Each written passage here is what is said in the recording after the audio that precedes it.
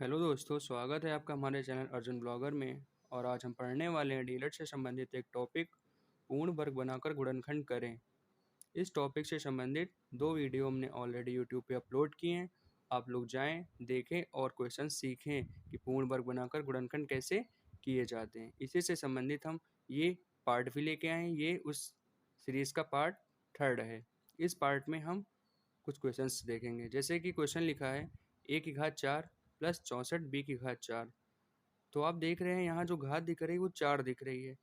अगर हम पीछे के दो पार्ट की बात करें तो वहाँ हमें x की जो अधिकतम घात दिख रही थी वो 2 दिख रही थी।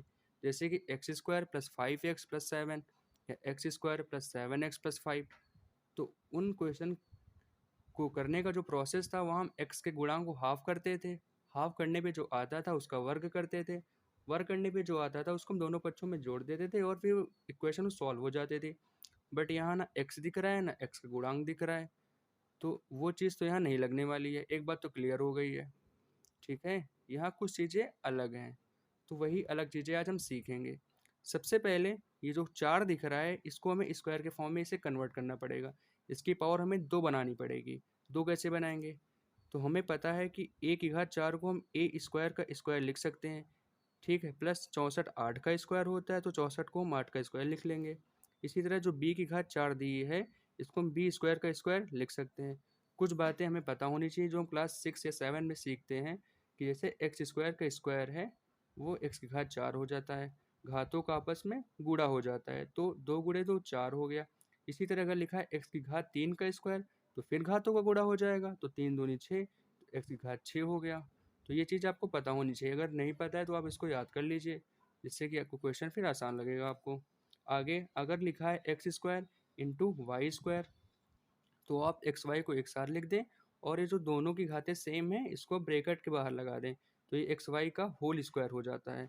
एक्स इंटू वाई का होल स्क्वायर ऐसे हम लिख सकते हैं, तो ये भी आपको पता होना चाहिए।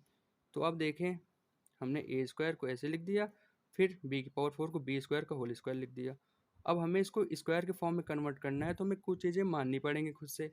हम मानेंगे क्या? हम ये मानेंगे कि ए स्क्वायर को पी के बराबर मानेंगे और बी स्क्वायर को क्यू के बराबर मान लेंगे। अब जहाँ पे ए स्क्वायर है वहाँ पे हमने पी पुट कर दिया। देखने की बात ये है कि ए स्क्वायर का स्क्वायर है तो हमने तो जो पी पुट किया है वो ए स्क्वायर की जगह पुट किया है ना, तो ऊपर वाला स्क्वायर तो आएगा ही आएगा। तो p का स्क्वायर हो गया। इसी तरह 8 का स्क्वायर आप सेम लिख देंगे जैसे 8 का स्क्वायर है। फिर b स्क्वायर को आपने क्या माना है? q माना है। यहाँ पे आपने q लिख दिया। फिर b स्क्वायर का स्क्वायर था तो q का भी स्क्वायर हो जाएगा। ठीक है, तो यहाँ से क्या देखने को मिल रहा है? ये बन गया है p स्क्वायर प्लस 8 की भी घात 2 है, q की भी घात 2 है, तो इसको हम एक साथ लिख सकते हैं, बिल्कुल लिख सकते हैं। तो 8q का होल स्क्वायर हो गया। फिर अब अगर ध्यान से आप देखेंगे तो हमें कुछ कुछ चीज़ें अब पकड़ में आ रही हैं। पहली बात तो स्क्वायर में चेंज हो गया, इसकी घात 2 हो गई है। अब ये हमें ए स्क्वायर प्लस बी स्क्वायर दिख रहा है और मैंने आपको उन दो पार्ट्स में कई बार बताया है कि इस तरह के क्वेश्चन में हमेशा या तो ए प्लस बी का होल स्क्वायर बनता है या तो ए माइनस बी का होल स्क्वायर बनता है। तो हमें यहाँ ए प्लस बी का होल स्क्वायर बनने के चांसेस बहुत ज़्यादा लग रहे हैं। बट यहाँ पे कुछ चीज़ें नहीं है, वो चीज़ें हम ले आएंगे। कैसे लाएंगे? ए स्क्वायर दिख रहा है प्लस बी स्क्वायर दिख रहा है, प्लस 2ab नहीं दिख रहा है। अब 2ab हम खुद से जोड़ देंगे तो a की वैल्यू कितनी है? p है। b की वैल्यू कितनी है? 8q है।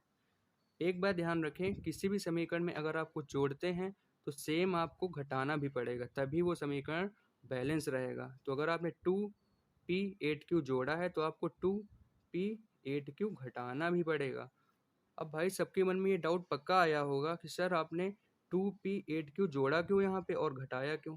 तो मेरे भाई यहाँ पे हमें a प्लस बी का होल स्क्वायर बनाना है, इसलिए हमें ये करना पड़ेगा। क्यों करना पड़ेगा? अब देखो, A square plus B square plus 2ab, तो ये आपका a प्लस बी का होल स्क्वायर बन गया नहीं बन गया? तो इसीलिए हमने 2p8q को यहाँ पे जोड़ा है। अगर अब जोड़ा है तो घटाना भी पड़ेगा, तभी इक्वेशन बैलेंस रहेगी। ठीक है, अब इसके आगे देखते हैं।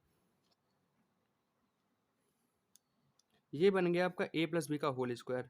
ए की वैल्यू क्या है? p है। b की वैल्यू क्या है? 8q है, इसका होल स्क्वायर माइनस 8 टू जा 16 pq। कोई डाउट नहीं होना चाहिए। आगे चलते हैं। अब हमने जो चीज़ें मानी थी वो वैल्यू में यहाँ पुट कर लेंगे। p किसके इक्वल था? a स्क्वायर के इक्वल था। पुट कर लो, a स्क्वायर प्लस 8 क्यू किसके इक्वल था, बी स्क्वायर के इक्वल था, तो क्यू की जगह बी स्क्वायर पुट कर लिया, इसका होल स्क्वायर माइनस 16 किसका स्क्वायर होता है, 4 का स्क्वायर होता है। फिर पी की वैल्यू क्या है, ए स्क्वायर है, ए स्क्वायर पुट कर दीजिए। क्यू क्यू की वैल्यू क्या है, बी स्क्वायर है, तो बी स्क्वायर पुट कर दीजिए।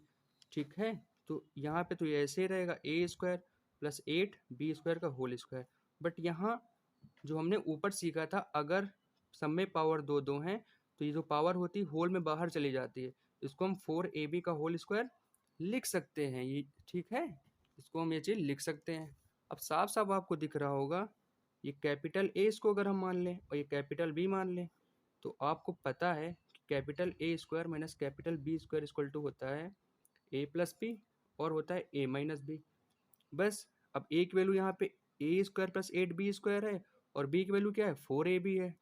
जिनको चीज़ें कम समझ में आ रही हैं वो स्टार्टिंग से देखेंगे और बार बार देखेंगे तो उनको ये आसान लगेगा। ठीक है, और अगर एक बार समझ जाएंगे तो फिर आप भूलेंगे नहीं। अब इस चीज़ को हम फॉर्मूले में पुट कर दें तो A square minus B square का फॉर्मूला होता है A plus B A minus B.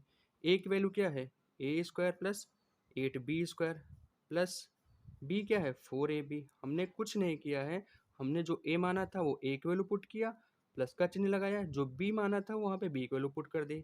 फिर क्या होता है, दूसरे ब्रैकेट में ए माइनस बी होता है। अब ए की वैल्यू क्या है, A square plus 8b square, फिर साइन किसका आता है, माइनस का आता है, और बी की वैल्यू क्या है, 4ab। ठीक है, तो ये आपके क्या हो जाएंगे, ये इसके फैक्टर हो जाएंगे। तो इस क्वेश्चन का आंसर यही हो जाएगा आपका। तो ये क्वेश्चन उन क्वेश्चन से थोड़ा सा अलग था।